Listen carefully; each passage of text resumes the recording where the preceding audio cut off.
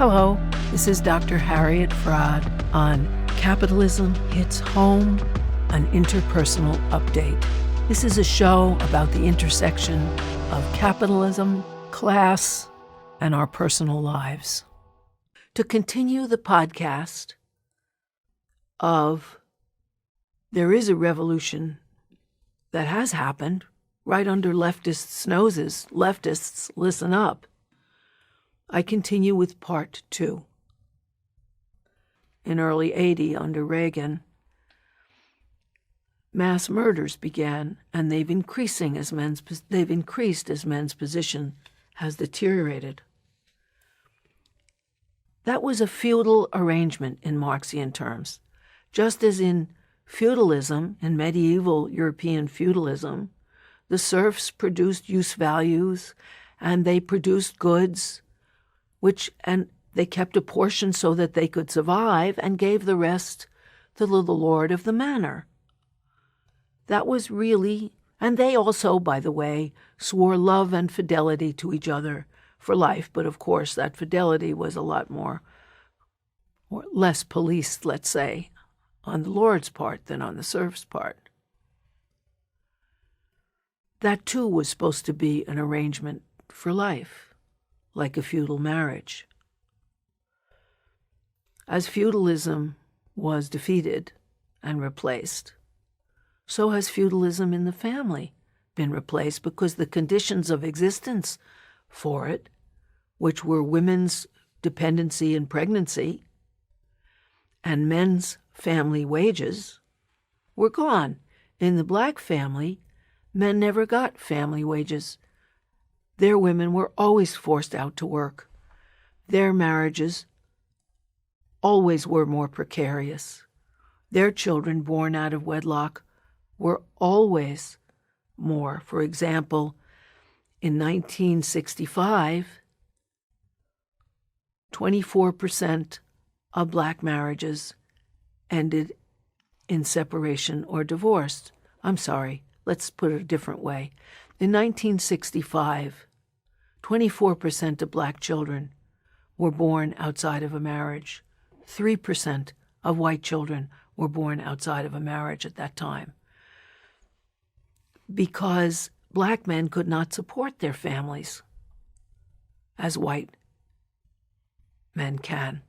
The Moynihan Report, which came out in 1965 in its usual racist fashion, said that was because the black family was pathological and black men were too lazy to work.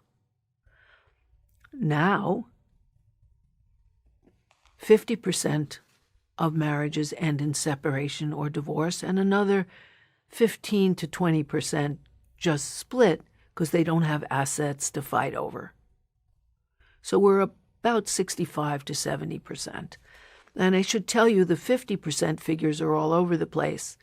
I surmise the 15 to 20% that just split from my experience as a therapist and watching websites. There's a big change. 42% of all American children are born outside of a marriage, because marriage in the old way, the old feudal way, doesn't hold up. Charles Murray, in his book Coming Apart, in 2012, said that's because white working class men are immoral and don't care for their families. Well, isn't that interesting? Neither Moynihan nor Murray mentioned capitalism and what it does to people, or racism or sexism either. Well, what happened was that women were no longer willing to accept that bargain. We could control our fertility, we could get jobs, and we weren't willing to do a second shift. So lifelong marriages are now basically over. The majority of people separate or divorce, as I said. The feudal family, with its agreement that the wife works as a dependent, is largely over. Certain people hold on, like the evangelicals, The Baptist Convention on Men and Women, which governs evangelical marriage and other relationships, says that women have to be subordinate at all times, that they can't even take managerial jobs outside of the marriage. But of course, they have the highest divorce rate in the nation. Red states have a much higher divorce rate because women won't necessarily buy that. So people now are no longer getting married in the first place, no less having lifelong marriages, even if it felt like a death sentence, it was lifelong. And instability is the rule, and feudalism in the household is untenable. The only place where it persists is in the right wing, where they try to enforce it. And that's interesting because they have a variation on the feudal family, which I call the fascist feudal family, because the only time that family structure existed in a feudal way while women were out to work was in Nazi Germany, where women had to work in factories making munitions and other things, and then return home with the full responsibility of home and children. What Hitler decided women's role was Kirche, Küche, and Kinder, kitchen, church, and children. And because women's true role, true vocation, was the home and taking care of men and children, they didn't have to pay these women much. They got much less than a man would have working in the munitions factories. And that is the right-wing platform, that fascist feudal family that extols women's work in the household and sentimentalizes it and praises women for taking care of their men and children and does nothing to give family leave or maternity and paternity leaves or family paid vacations or anything else that would support women working outside the home and having some kind of tolerable role in life. That's why their families fall apart even faster than the families in the blue state. It's sort of cute that according to Cohn and Kahn in their book, Red Families, Blue Families, in their study, they show that the fewest divorces are from the state of Massachusetts, which parenthetically has the most supports for women and families. With the dissolution of that feudal family,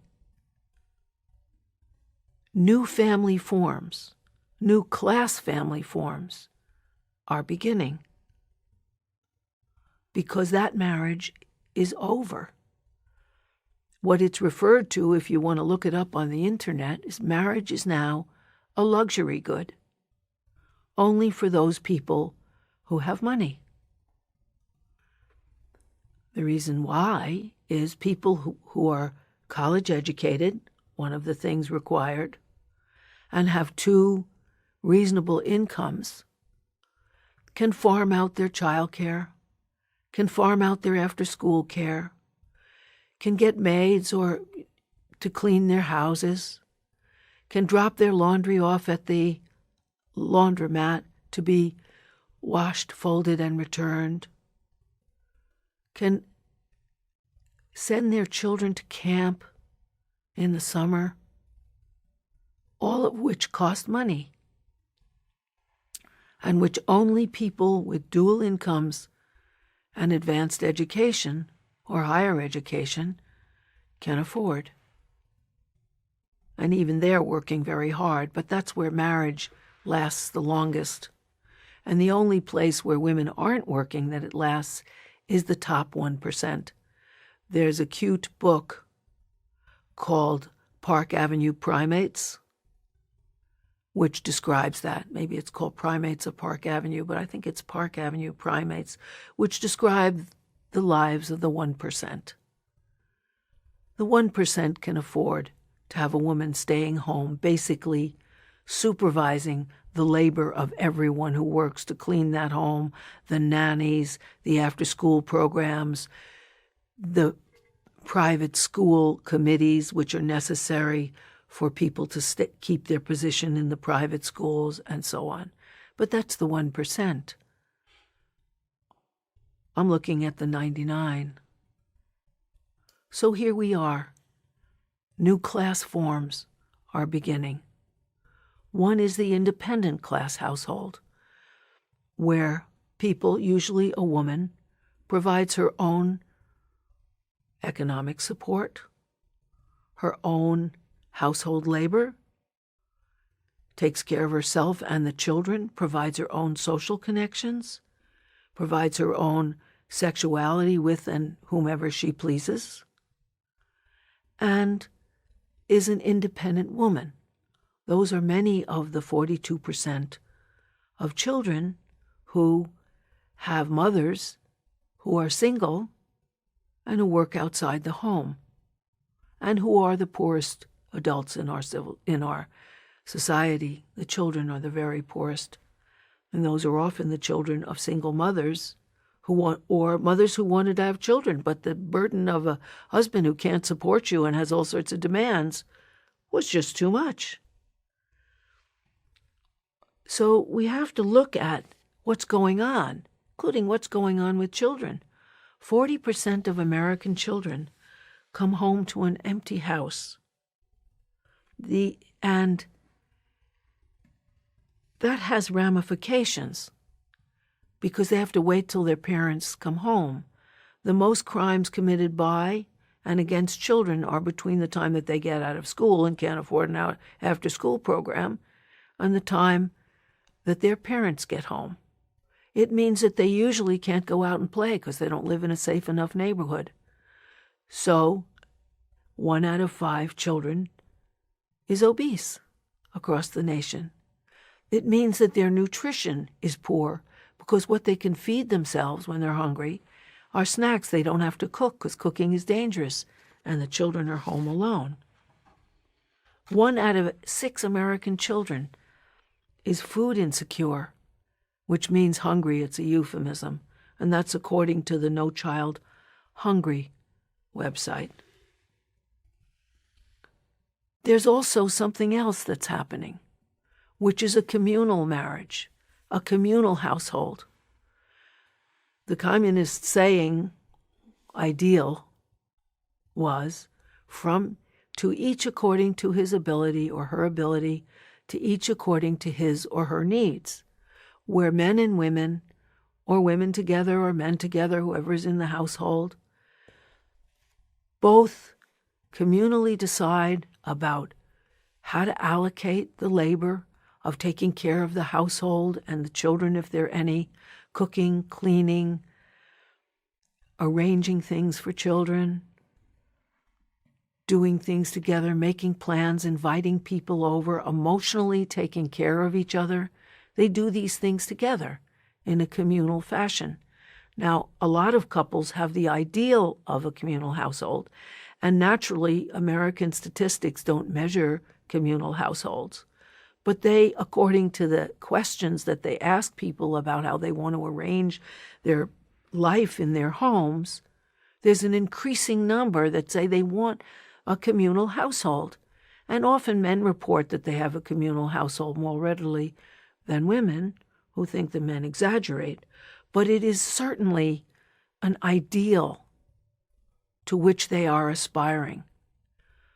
And I think it's a hopeful ideal, particularly compared to the fascist feudal household advocated by the evangelical right wing and other right-wingers.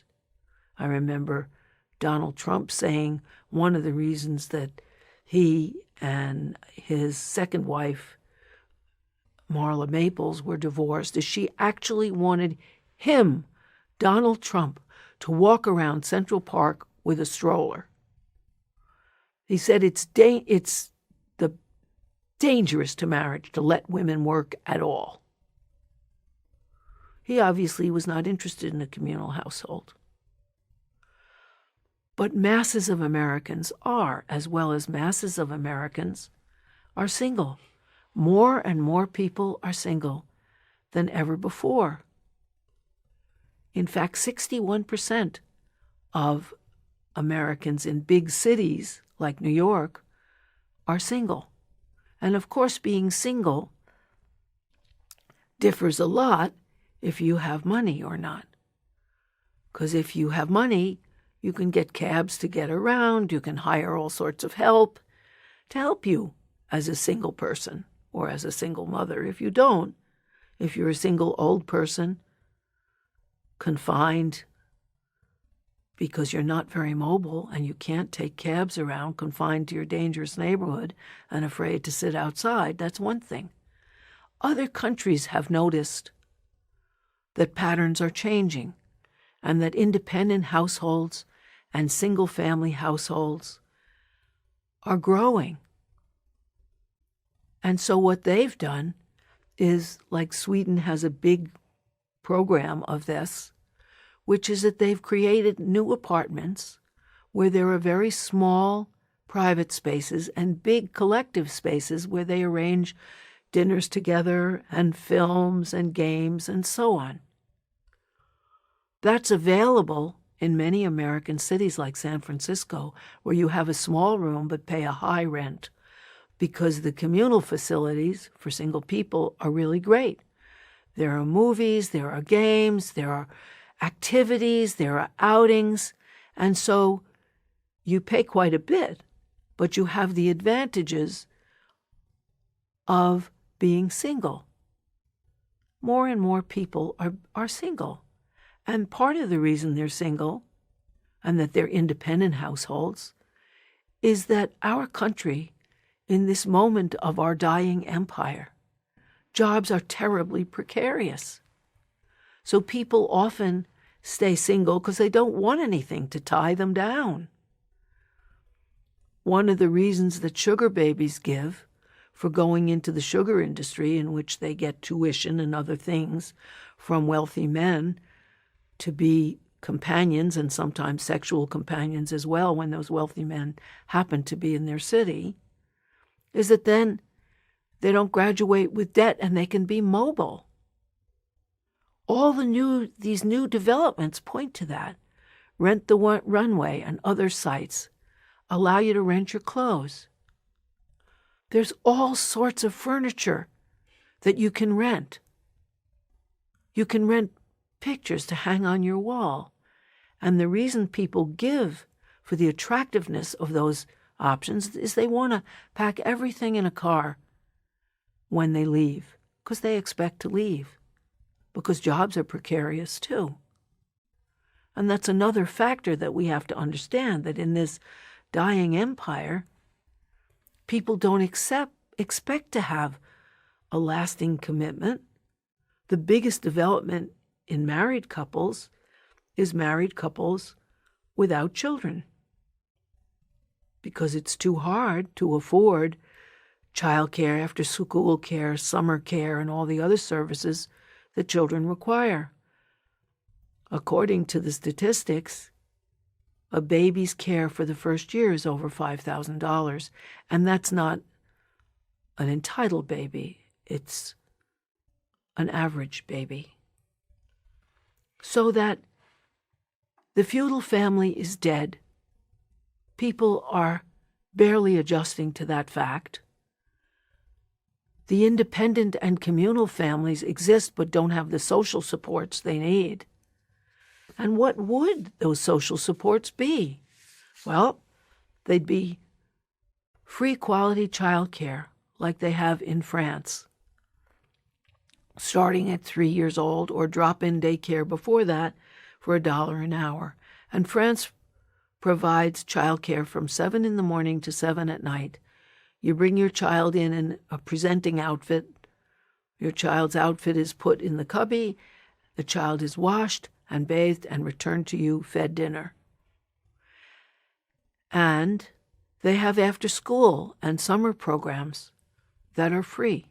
Every community, even small rural communities, can have their children bused to centers where they have programs. So you don't need to be a private parent to get your kid paid to go to soccer camp after school, or chess camp after school, or dance lessons, or whatever else. because they're provided. Other countries provide up to 5 years paid maternity leave and paid paternity leaves as well. And not only that, the government pays the company for which you're working so that they will resent those maternity and paternity leaves as well as family leaves and family vacations a whole lot less. Other countries, according to the OECD stats, have guaranteed paid vacations. The United States is an outlier. We don't. So, for example, the UK gets 37 paid days of holiday paid leave. France gets 36. These are all over a month. Spain, 36. Germany, 33. America, 0. Wow. These countries also give paid maternity leaves and paternity leaves. There's only 4 nations in the whole world that don't give paid maternity and paternity leaves. And they are Papua New Guinea, Swaziland, Somalia, and the United States. And that's made possible because of the right wing's insistence that they are the champions of the family, while they praise and laud the woman who cares for her kids, but not the man who cares for his. But they won't do anything to free women to do that. And that is a statement of support for a fascist feudal family. What's interesting is the right wing has recognized that the family's in trouble. Focus on Family pays $91 million for their yearly budget, getting out their propaganda. How to discipline your kids, how to get them to be obedient, and also praising the family of the wage-earning male and the dependent wife and children, but not doing a thing to make it possible, and mainly praising women's housework and their care for men and children. The left has abandoned the family. The left was interested in the family at the turn of the century, not the turn of 1900s to 2000s, but the turn of 1800s to 1900s. There were 200 communes in the United States where they were experimenting with different family forms, often egalitarian ones. There's a book called Domestic Revolutions that covers that really well. And there were pushes then for the conditions of existence of a different family. Those were abandoned. And the left is way behind. And we have to listen up and honor the class change in American families with legislation, with family leaves, with paternity and maternity leaves, with low-cost family restaurants, with after-school programs, with quality child care, with clothing allowances and other allowances for single parents. Country like Sweden, single working mothers make 98% of what the average man earns. In the United States, women, whether mothers or not, at any one given time, when you're looking at their salaries, make 80 to 81 cents of what men get. But if you count the half-time work, the part-time work, the leaves that women take, if you look at their wages over a 15-year period, and the Washington Policy Research on Women and Families has published this big study, women get 42% of what men get over a 15-year period, because we don't honor that or create the conditions for independent families and communal families in the United States. And here is what the left has to do. We have to recognize that there has been a revolution in the household, a class revolution. While we weren't looking, it happened under our noses. 2 is we have to make a big point of taking these hot-button issues and putting them in the context of allowing different family forms. And what are those issues? Abortion rights is one. Abortion was approved in 73. By 89, they denied, the Supreme Court allowed denying abortion advice or rights in publicly funded centers or overseas. And so it goes now, with Georgia and Missouri basically denying abortion by demanding that you can't have an abortion as soon as there's a fetal heartbeat, which is, around 2 months, when most women don't even know that they're pregnant, and the fetus is hardly a person. It looks more like a seahorse. But abortion is forbidden there, and it's compromised. There's only 39 counties in the United States where you can freely get an abortion.